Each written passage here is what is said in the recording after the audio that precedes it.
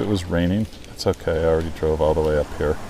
I'll find something to paint and hang out in the cozy Mountaineers Lodge, and everything will be better.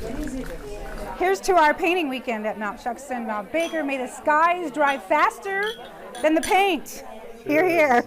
Eating and living in the same place helps me make connections with other artists in a way that I never could any other way.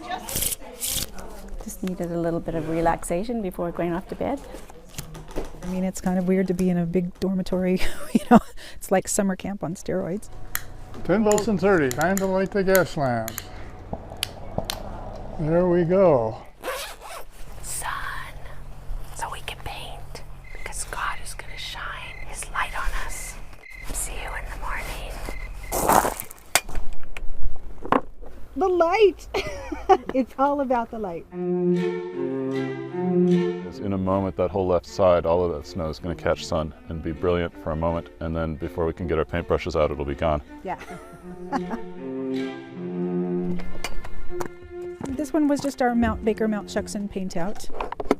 A paint out is just where a group of however many people want to go will gather in one place and paint together. I love those reeds over there. They're all kind of orangish I and know. stuff. I love hanging out with other artists. Art is infinite. There's no way you could learn all of it in your lifetime. When you go out and paint with 10 people, even if you're all standing in a line painting the same thing, you all paint something different. And you learn so much from seeing another way that another person sees the world. You have to work fast because of the changing light. There's nothing I've ever done in my life that takes me to that place, that Zen place, like painting. It gives me the opportunity to go out and explore new places and see the beauty of the nature, and I just can't imagine living without it. The cliffs on the right side of the mountain were very foreboding, terrifying almost, and so I'm trying to capture a little bit of that too. And I'm imagining a little bit what it would be like to hike up there. It just fills your heart, it fills your soul. I feel so lucky that this is my office. It takes my breath away. It's so beautiful, and I can't believe I'm here. And I think that's the reason why we paint, is just to be able to soak it in and enjoy each other's company while we're doing it.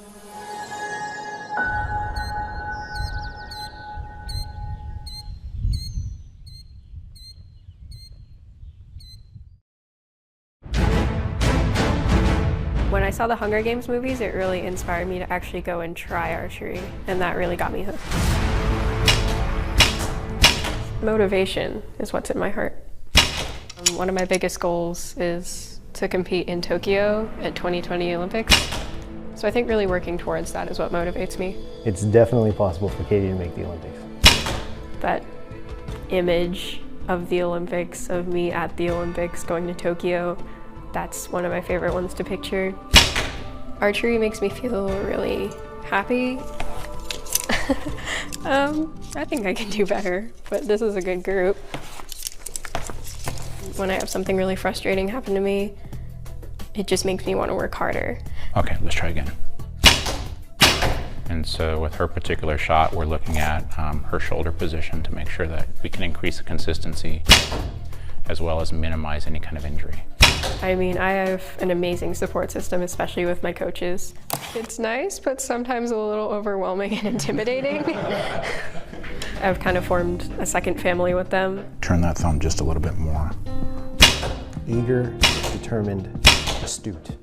She's very coachable. Something that we specifically look for in archers is, can they take what we're giving them and not take it personally and then apply it.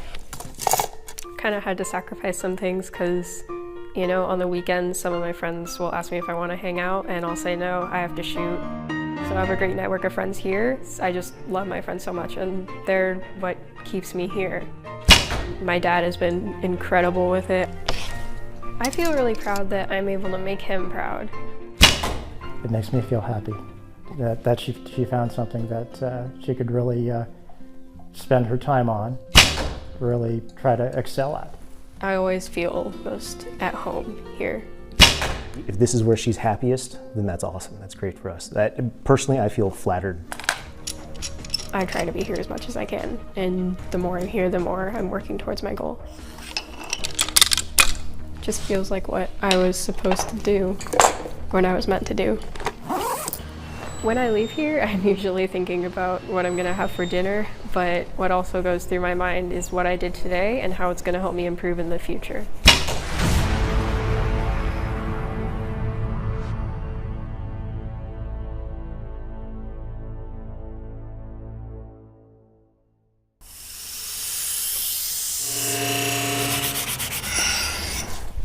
I just call myself Albert, but call my business Seattle Edge. I don't have any official nickname like Steel Man or anything. Some call me Albert, you know, and Albert in French, I gotta say, I think that sounds really good. It's about efficiency and performance. Just always been fascinated with cutlery and working with my hands, with steel, how the different alloys react. There's kind of a meditative aspect to it because you're just completely focused on that one thing. People ask me, well, what do you think about when you start knife sharpening? Well, I typically don't think about anything. I'm thinking about sharpening that knife and that's it. Everyone deserves a really nice knife. The most dangerous thing in the kitchen is a dull knife. It's one of my favorites, very, very nice. Magnolia wood with a water buffalo horn cap, real precision cutter. Excellent knife. Don't drag the edge across the cutting board. That will dull a knife down very quickly. Always be sure to use the back of the knife instead of the cutting edge. When you're, say, going in and breaking down your turkey, follow the natural grain. Make sure to go through the joints and not into the bones. A lot of people go into the bones and then twist to get it out, and that will equal edge damage. The real primary objective is to bring out the best in each knife, to really open up its true cutting potential. Definitely have a sharp knife. It makes things a lot easier for you. The mustache. The mustache set. Oh yeah, it's that knife sharpener with a mustache. Maybe part of a brand, I'm not sure. Not many axes cut paper. No. But yours does. That's awesome. Thank you so much. You know, you do the best work. Blades by Albert, you know. I've worked very hard over the years. There is pride involved to knife sharpening. I believe this is what I was supposed to do.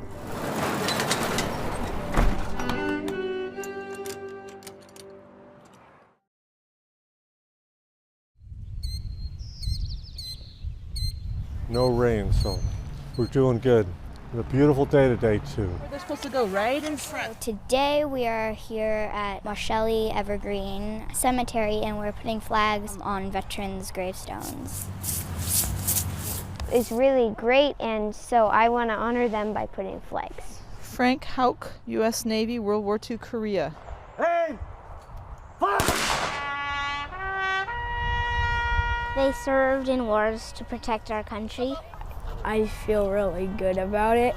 I'm doing something that's not just fun for me, but it's good for the whole community. It feels kind of good to remember the people who fought in wars and sometimes gave their lives so that I could have freedom